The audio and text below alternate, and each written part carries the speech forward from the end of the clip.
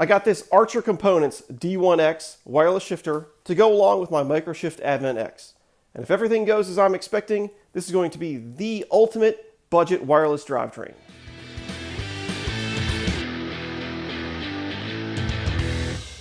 So full disclosure before we get started on this video, Archer Components did send this to me free of charge at my request though, and it's because I had a really great idea of pairing this D1X of theirs with the Microshift Advent X, which I think is going to create the best, the cheapest, possibly the lightest also, wireless shifting drivetrain that you could possibly find. There's a big deal about the GX AXS right now. $600 gets you the shifter and the derailleur, obviously. No cassette though, so that's still pretty pricey, and you gotta then factor in the price of whatever cassette you're going to go with. The combination of these two things is far cheaper than that, and we'll look at exact cost breakdowns and also look at some weights later too, because I'm really interested in that. All right, so I have been very eagerly awaiting to unbox this thing. I've had it for a few weeks now, and it's packed up so nicely. I cracked it open already. It's packed up so nicely that I wanted to keep it in its form, just so you could see how everything is. So let's open this up.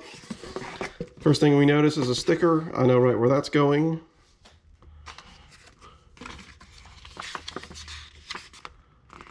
Installation manual. I've watched one of Archer's videos on this, so I don't think I'm really going to even need to consult this manual too much because their video is really good, but it is there in case you need it. Alright, so let's start, I guess, with the thing that's unpackaged, or at least not wrapped up, and that is the battery charger. Now obviously you're going to have batteries for the shifter and then also for the little controller that goes back by your derailleur.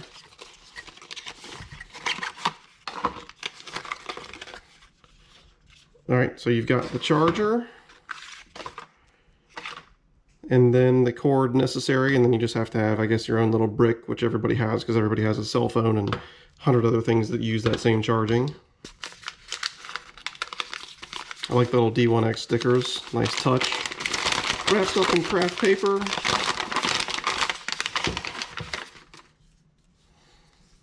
Alright, so this is the main thing that does all the work. Well, this and then the shifter itself with the buttons that you push. Not too big, not too cumbersome.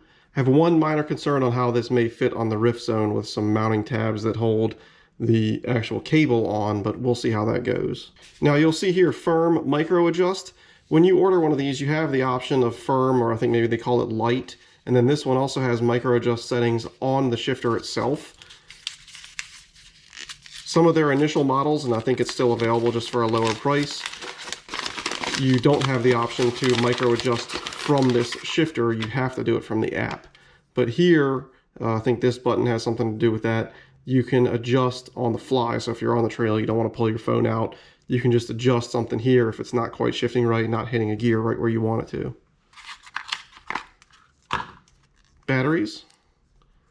Good stuff. These look like, basically they look like AA's, but I don't know if you could use AA in place of these, like in an emergency if these ran out. I believe in here is going to be another battery. Yep, so that's probably going to go in the shifter and then the two into the controller unit. Various little pieces in here for mounting to your handlebars, and yeah, just all the little things you'll need. The shifter cable, because this is still cable driven from this controller to the derailleur, which is only going to be a short distance. And then in here we've got the cable housing, and then these kind of specialized straps to hold it onto your chainstay. Now I'll be the first to admit I'm a little bit of a weight weenie when it comes to mountain biking parts, probably more than necessary, but I am concerned with the weight on this. Claimed weight of the shifter and the controller is 235 grams. So let's check that out. I was curious, does that include the batteries or not? So we'll get these two things on here. Obviously way less than 235. Batteries on 237.5, so that's pretty much spot on. However, there are a couple other little things you need to make this system work that will add to the weight a little bit. So obviously you need this to mount the shifter to your bars. And these are the two little straps that hold on the controller. However, once you have those on, you're going to cut off a good portion of it. So let's just take one of those off there to give it a more realistic total number. 252 grams. So that's still really, really lightweight. And we're going to look at a complete breakdown again compared to GX AXS later.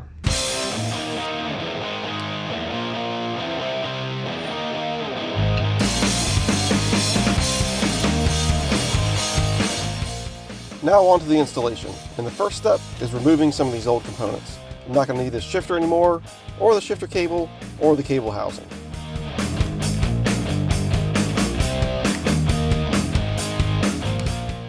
This is not intended to be a full-on instruction of how to install this. Archer has a good video, the instructions tell you what to do, but I will point out a few things along the way.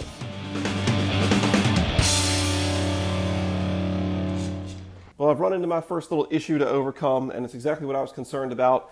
These three little cable guides right here, they're all spaced pretty close together, and it won't allow me to actually mount this directly flush against the chainstay. So luckily I have access to a CNC router at work, so I was able to have this thing cut perfectly on the router, and it fits just over one of these cable guides, and then with that in place, this can go up underneath it, and everything sits nice and flush.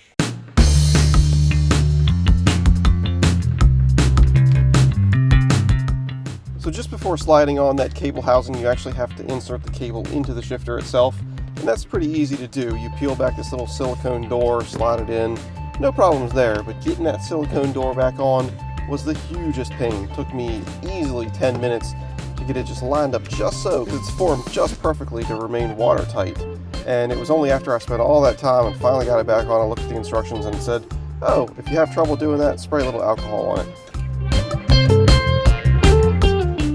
When it comes to mounting it on the chainstay, the instructions say that you should remove your rear wheel. I'm a little stubborn, I didn't want to do that, and I really should have because I made it a lot harder on myself. You could see in that previous shot that I was kind of struggling just to get the Allen key in there through the spokes. So if you're installing one of these, definitely remove the rear wheel, make it easier on yourself.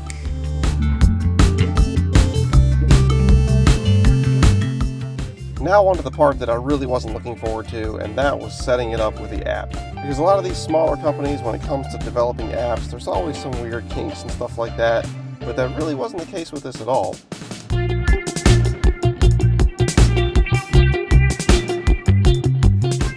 You turn it on, you pair it together with your phone, you tell it how many gears you have.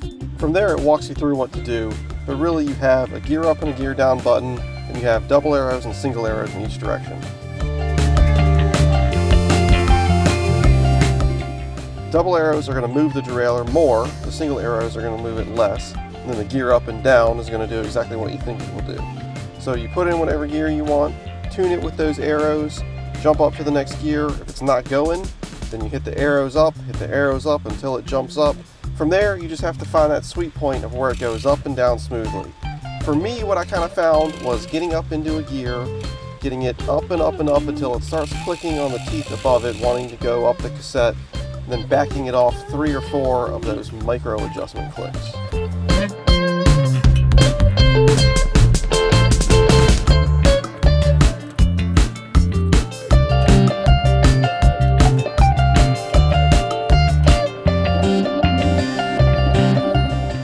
Once that's all set up, you can install the remote and then pair it with the shifter. Now this step is a little bit weird because it has to cycle on and off and you have to push a couple buttons in the right order, but the easiest way to understand this is that the shifter can only talk to one thing at a time. So if it's connected to your app, then it cannot be connected to the remote, and vice versa. If it's connected to the remote and you want to jump back in on the app and do something, you have to turn off the entire system, let the remote disconnect, then restart the shifter and connect the app to it then.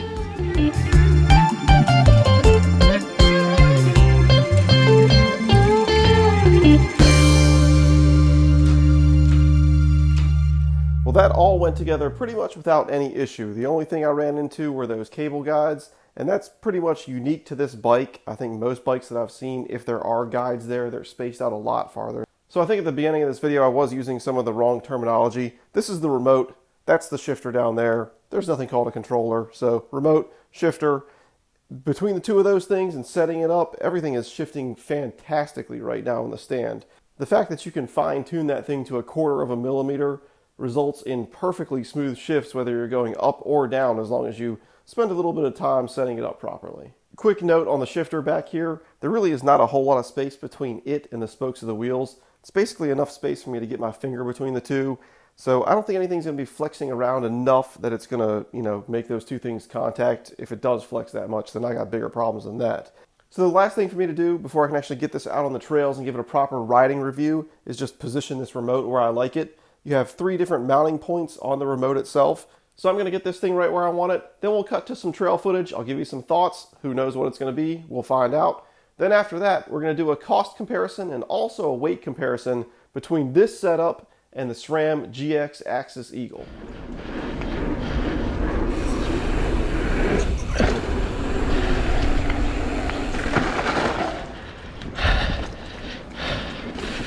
All right, so this is my 3rd ride with the Archer D1X Microshift Advent X combo, and I gotta say, it just works really well. It all comes down to the micro adjustments you can do on every single gear. If you put in the time getting it dialed in, every shift is just perfect. No hesitation, no miss shifts. So compared to traditional cable shifting, you know, sometimes the shift's really more human error than anything else, but you may not push the lever far enough, especially if you're going to do a double downshift. You may not get that second one.